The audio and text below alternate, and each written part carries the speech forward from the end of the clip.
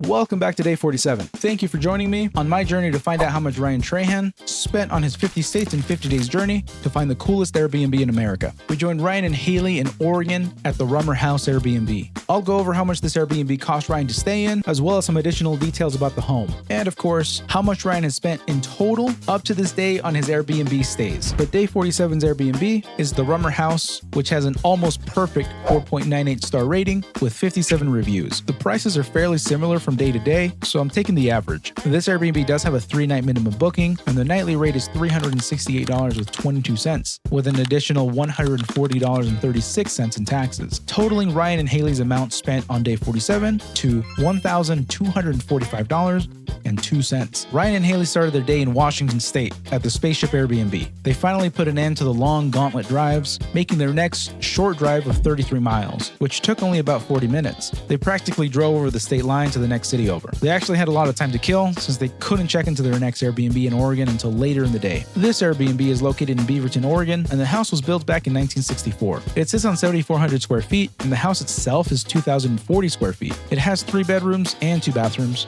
and expresses the mid-century and modern vibe to its fullest. The structure of the home holds true to its 1960s roots. The house was designed by Rummer, who was inspired by a lot of homes from California. And these homes are famous for the floor-to-ceiling glass walls that connect the indoors to the outdoors. And the appliances and updates of the home make this home feel like you're in modern times. And surprisingly, this home was ranked by Ryan and Haley in the middle of the pack at 23 out of 50. I say surprisingly because Ryan mentioned that this was his dream home a few times.